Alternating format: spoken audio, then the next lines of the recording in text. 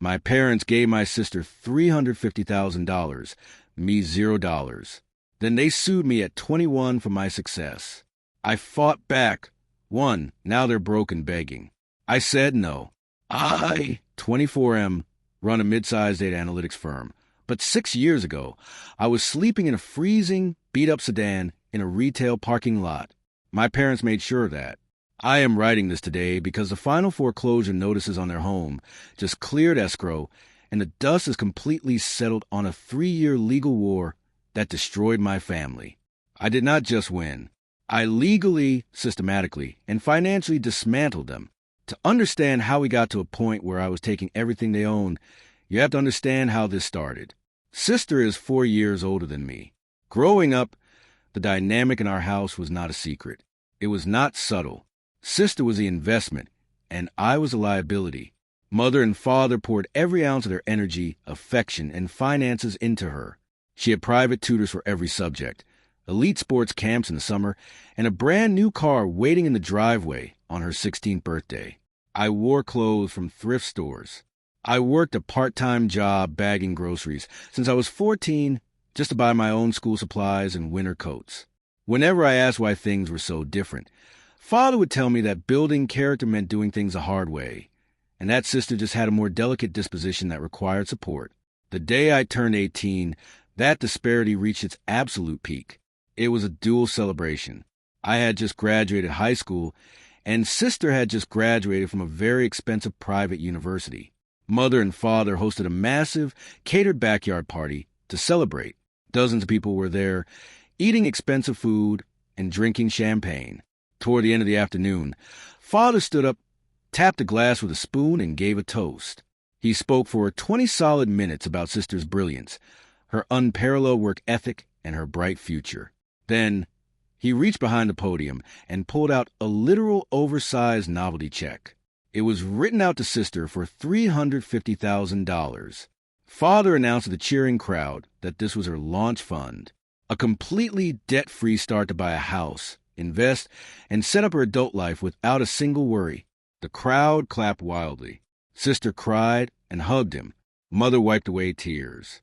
I stood in the back near the empty catering trays, completely invisible to everyone. When the party finally ended and the last guest drove away, I walked into the kitchen to help clean up the trash. Father was leaning against a marble island, drinking a glass of water. He looked at me, pulled a standard white envelope from his pocket, and slid it across the counter. "Happy graduation," Father said, not making eye contact. I opened it. Inside was a $50 gift card to a local diner down the street. "Also," Mother said, walking into the kitchen and crossing her arms defensively, "you are a legal adult now. We have done our job raising you. You have exactly 30 days to vacate your bedroom. We are knocking the wall down and turning it into a home gym." I did not argue. I did not yell or throw a fit. I just looked at them, put the gift card in my pocket, and went upstairs. I packed my entire life into 2 duffel bags and left that very night. 3 days later, I was starving. I had burned through what little cash I had saved from my grocery job on gas. I walked into that local diner, ordered a cheap burger, and handed the cashier the gift card Father had given me. The cashier swiped it twice and looked at me with pity. It was an unactivated card. It had a 0 balance. They had grabbed an empty piece of plastic from a grocery store display rack and handed it to me as a graduation present. I kept that worthless card in my wallet to remind myself never to rely on anyone ever again. The next 3 years were a blur of absolute survival. I worked grueling night shifts at a regional logistics warehouse, loading heavy freight onto trucks until my hands bled. I spent my days at the public library, using their free Wi-Fi and drinking water from the fountain to stay full. I taught myself how to code. I had a persistent idea for an inventory management software that used predictive analytics to reduce supply chain waste. The idea was born out of watching the sheer, chaotic inefficiency at the warehouse I worked at every night. I built the initial prototype on a heavily used 6-year-old laptop that I had bought off a local classified ad site for $80. I lived on cheap ramen, slept in the backseat of my car with all my clothes piled on top of me for warmth, and showered at a budget gym. I did not speak to mother, father, or sister. They never called. They never texted. I simply did not exist to them. By the time I was 20, my software caught the attention of a regional logistics director who was desperately trying to cut overhead costs. I gave him a free trial. Within a month, he signed my first major enterprise contract. That contract led to seed funding from a local tech incubator. By the time I was 21, my company was valued at just over $7 million. I had a real office, a small but brilliant team of software engineers, and a modest apartment where I could finally sleep in a real bed. I thought I had escaped the nightmare. I thought I had won. Then the doorbell rang. It was a Tuesday evening. I opened my apartment door to find a process server standing in the hallway. He asked for my name, handed me a thick, heavy stack of legal documents, and walked away without another word. I sat at my kitchen table and read the first page. In the district court, the plaintiffs were father and mother. The defendant was me. I felt the blood completely drain from my face as I read the complaint. They were suing me for millions of dollars. The official causes of action were breach of implied contract, misappropriation of trade secrets, and unjust enrichment. The narrative they had spun in their legal filings was pure, unadulterated fiction. They claimed that they had provided the foundational resources and intellectual property for my analytics software. Their entire case hinged on one massive, fabricated lie.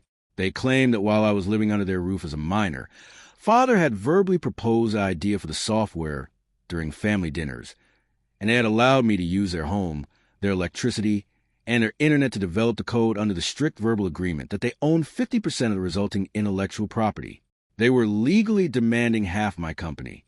The very next morning, I hired a lawyer. He was a seasoned corporate litigator with a reputation in the city for being incredibly ruthless. He sat across from me in his high-rise office, sliding the massive complaint back across his polished mahogany desk. "This is pure extortion masked as a civil suit," lawyer said, adjusting his glasses and leaning back in his chair. "It is a garbage claim. Oral agreements regarding intellectual property with a minor are nearly impossible to enforce under state law, especially without a single shred of documentary evidence. But they are banking on the fact that you are a young, inexperienced startup founder who will panic and settle out of court just to make them go away." "I am not settling," I said, my voice completely steady. "I will burn this company to the ground and go back to sleeping in my car before I give them a single cent." "Good," lawyer replied, a small smile appearing. "Because it gets much worse. Look at the motion attached to the very back of the packet." I flipped to the back. They had filed for an emergency preliminary injunction. They were formally asking the judge to freeze all of my business assets and halt any further software sales pending the outcome of the trial, claiming I was actively dissipating shared family assets. The judge granted a temporary hearing for the injunction. We had to appear in civil court. Walking into that courtroom was the first time I had seen my family in 3 years. Mother was wearing a very expensive designer suit. Father looked incredibly smug, sitting straight up at the plaintiff's table. Sister was sitting in the gallery right behind them, glaring at me like I was a criminal who had broken into their house. Their attorney stood before the judge and painted a vivid picture of a deceitful, ungrateful son who stole his aging father's brilliant retirement idea and ran away in the middle of the night to cut his loving family out of the massive profits. Lawyer stepped up to the podium. "Your Honor, this entire proceeding is a shakedown. The plaintiffs have no emails, no text messages, no written contracts, and absolutely no code commits to support this phantom oral agreement. Furthermore, my client built this software on a second-hand laptop he purchased himself while he was living out his vehicle after he was formally evicted from his childhood home on his 18th birthday. The judge looked highly skeptical of their claims, but noted the inherent complexity of intellectual property disputes.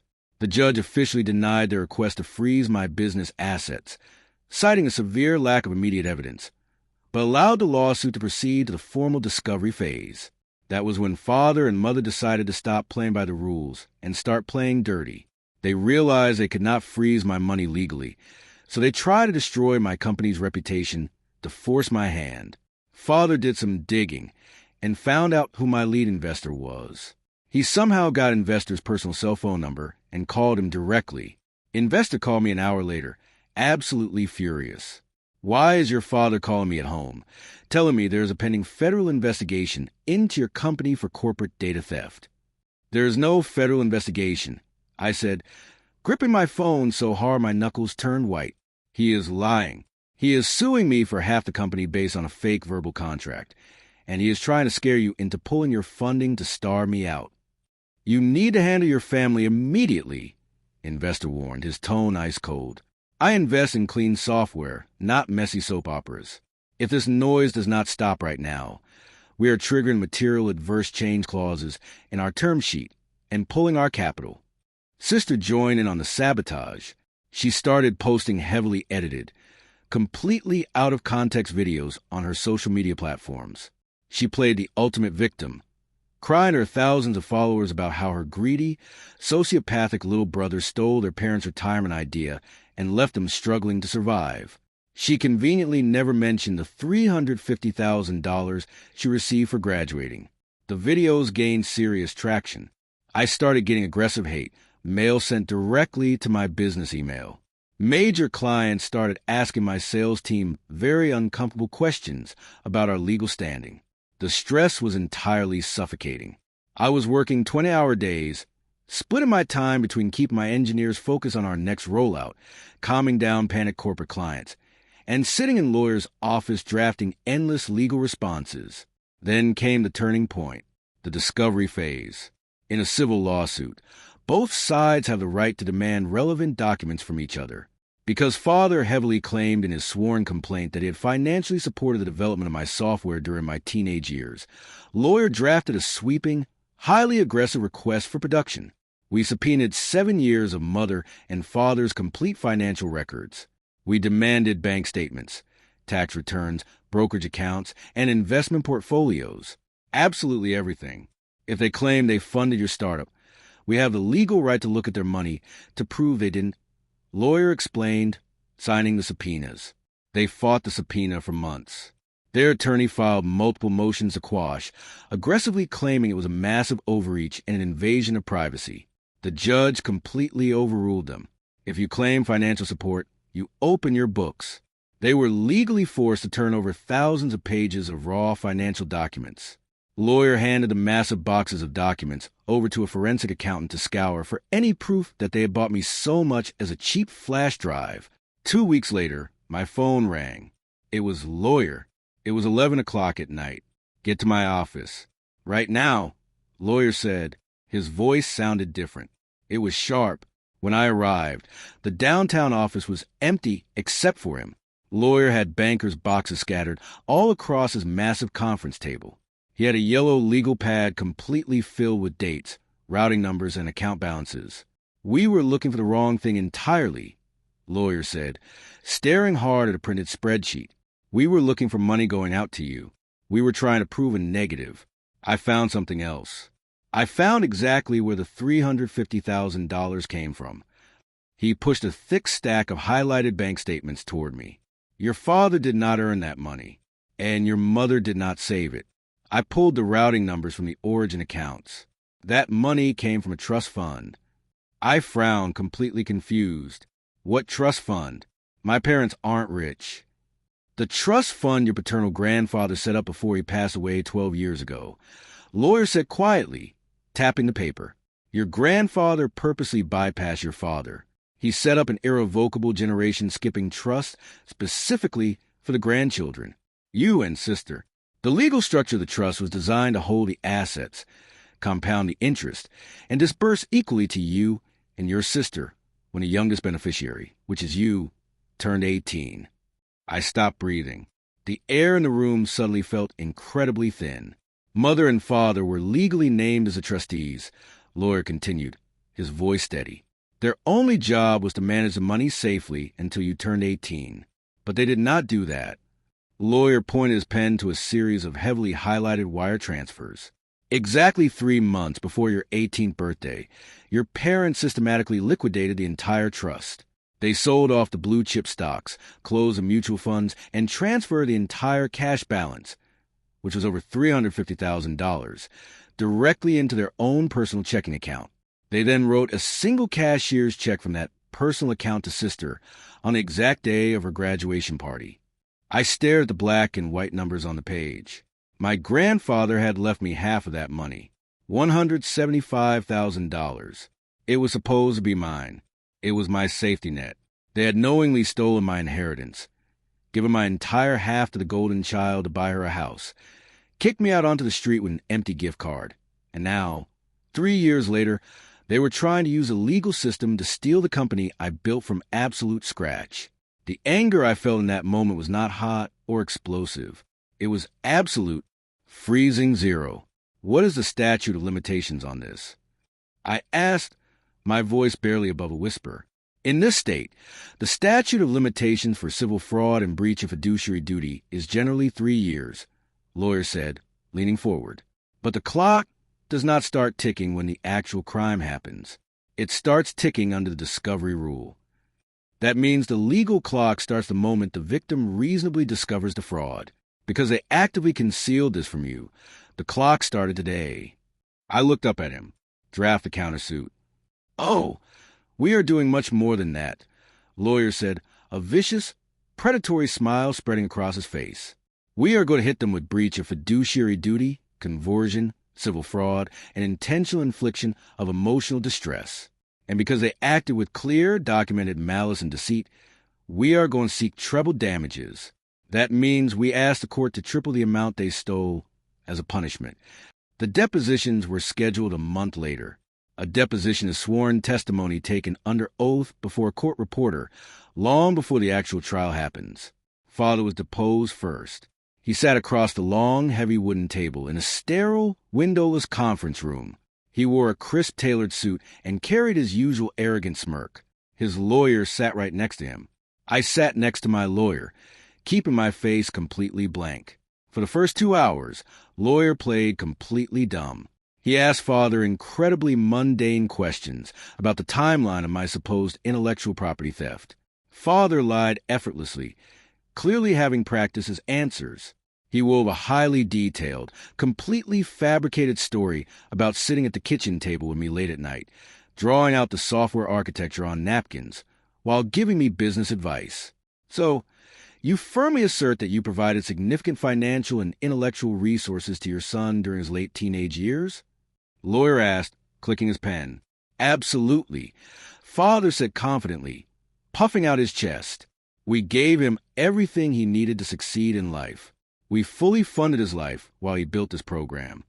Lawyer paused. He let the silence hang in the room for a long moment. Then, he reached into his leather briefcase and pulled out a thick manila folder. He slid it slowly across the table to Father. Let's talk about funding, then, lawyer said, his voice dropping an octave. Can you please identify Exhibit D for the record? Father picked up the paper and looked down. It was a certified bank transfer record showing the massive wire transfer from the grandfather trust directly into his personal account. Father's smirk vanished instantly. His face turned the exact color of wet ash. Objection! Father's lawyer interrupted quickly, slamming his hand on the table. Relevance. This case is strictly about intellectual property, not family estate planning. It goes directly to the plaintiff's credibility, character, and their specific financial claims. Lawyer shot back smoothly. The plaintiff claims he funded my client. I am establishing a clear pattern of financial interaction between the parties to prove otherwise. Lawyer turned his eyes back to Father, staring him down. Is it true, under penalty of perjury, that you were the legally appointed trustee of the grandfather trust? Father swallowed hard. Sweat started forming on his forehead. Yes. And is it true that exactly 3 months before your son legally turned 18, you drained the entire balance of that trust, commingled it with your personal funds, and gifted the entirety of it to your daughter, completely cutting my client out as designated inheritance? Father looked at his lawyer, pure panic in his eyes. His lawyer, who clearly had no idea this trust even existed, leaned in and whispered furiously into Father's ear. I had broad discretion as a trustee, Father stammered, his voice shaking. You had a strict fiduciary duty to the named beneficiaries. Lawyer corrected sharply. Did you, or did you not, intentionally misappropriate $175,000 belonging solely to my client? Father refused to answer. He invoked his Fifth Amendment right against self-incrimination, right there on the civil record. In a criminal trial, pleading the Fifth cannot be used against you. But in a civil trial, the jury is allowed to draw an adverse inference. It essentially means the court assumes your answer would have been deeply damaging. It was the beginning of the end for them. The very next morning, lawyer formally filed our massive countersuit. We did not just sue mother and father. We aggressively subpoenaed sister as a hostile witness and officially named her as a co-defendant in the conversion claim, asserting she was a direct recipient of stolen, laundered funds. The dynamic of the entire situation completely flipped overnight. Father and mother went from aggressive, entitled predators to terrified, desperate defendants. Their bogus intellectual property lawsuit completely crumbled. Their attorney, furious at realizing he had been repeatedly lied to and was now dealing with massive trust fraud that could compromise his own license, filed an immediate motion to withdraw as their counsel. They had to scramble to find a new attorney willing to take a tainted case, draining whatever meager savings they had left just to pay massive retainers. We dragged them through the absolute worst of the legal dirt. Lawyer filed motion after motion, burying their new attorney in procedural costs and discovery requests. We filed a motion for summary judgment on their IP claim.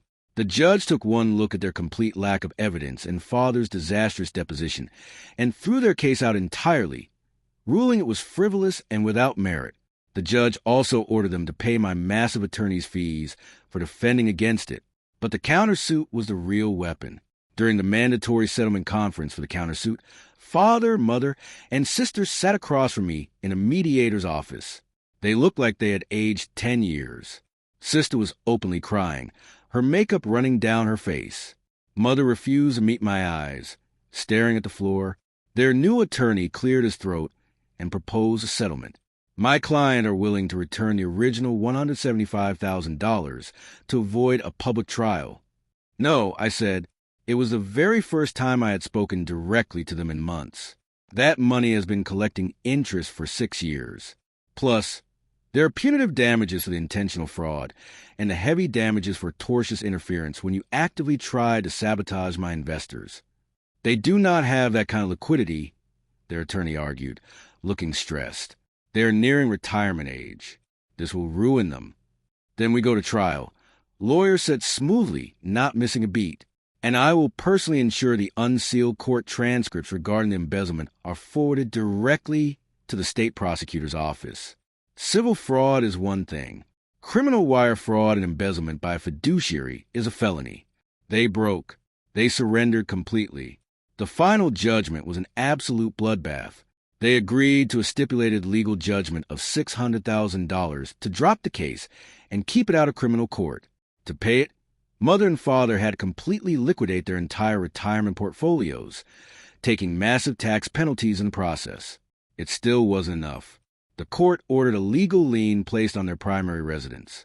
Because they no longer had their retirement funds to supplement their income, they could not keep up with their mortgage payments. The bank formally foreclosed on their home. The house I grew up in, the house I was kicked out of, went to a public bank auction. Sister did not escape the fallout either. Because she had used the stolen trust money to buy her upscale townhouse, lawyer traced the exact funds. We legally placed a constructive trust on her property. She was forced to sell her beautiful townhouse just to satisfy her portion of the judgment. She lost all her equity and had to move into a tiny, overpriced, run-down rental apartment on the bad side of town. They lost absolutely everything.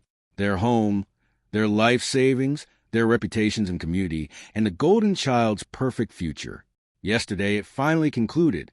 The last of the funds from the foreclosure sale cleared the court's escrow account and hit my business bank account. I was sitting in my office, reviewing a new contract, when the downstairs receptionist called my desk line. "Sir, there are 2 older people down here in the lobby asking to see you. They say they're your parents." I told security to let them up. I wanted to look them in the eye one last time. Father and mother walked into my office. They looked entirely broken. Father's shoulders were slumped forward, and he looked incredibly frail. Mother's designer clothes had been replaced by a faded, wrinkled sweater and cheap shoes. They stood awkwardly near the heavy glass door of my massive corner office, looking around at the view of the city. "What do you want?" I asked, not getting up from my desk. "We have nowhere left to go," Father said. His voice was cracked, raspy, and weak. "The eviction from our temporary rental house is tomorrow. Our credit is completely destroyed from the judgment. Nobody will lease an apartment to us. Sister doesn't have enough room for us in her new place, and she won't even speak to us because she blames us for losing her house." "That sounds like a severe logistical problem," I said coldly, leaning back in my chair. "Not my department." Mother started crying. Real, heavy, desperate tears. "Please, you are our son. We are family. We have absolutely nothing left. We just need some help getting a small apartment. A loan, just a little bit of money to get back on our feet. Anything. You have so much." I looked at them. I thought about the freezing warehouse. I thought about sleeping in my car in the freezing rain while they sat in their warm house, spending my grandfather's money on Sister. I thought about the empty gift card. I thought about the lawsuit they filed to steal the only thing I had ever built with my own 2 hands. I opened my top desk drawer. I reached in and pulled out a standard white envelope. I walked around the desk and held it out to Father. He looked at it with desperate, pathetic hope, his hands physically shaking as he took it from me. He ripped it open. Inside was the exact same unactivated diner gift card he had given me 6 years ago. "Happy retirement," I said, staring dead into his eyes. "You have exactly 30 seconds to vacate my office before I have building security drag you out by your hair." Father stared at the worthless plastic card. The realization hit him, heavy and suffocating. He remembered what it was. He opened his mouth to speak, to try and apologize, but nothing came out. Mother sobbed uncontrollably into her hands. They turned around and walked out my office, shuffling down the hallway like ghosts. I stood by the floor-to-ceiling window and watched them exit the building far below, disappearing into the crowded city streets with absolutely nothing to their names. Some people say that revenge is a poison that rots you from the inside out. They say forgiveness is the only way to truly move forward and find peace. I think those people have never been robbed, betrayed, and hunted for sport by the very people who were supposed to protect them. Taking back exactly what was mine and watching them face the absolute, crushing consequences of their entitlement didn't poison me at all. It set me free. The debt is officially paid in full. If you enjoyed watching entitled parents legally finance their own destruction, hit that subscribe button. It's totally free, unlike the $600,000 lesson my family just learned.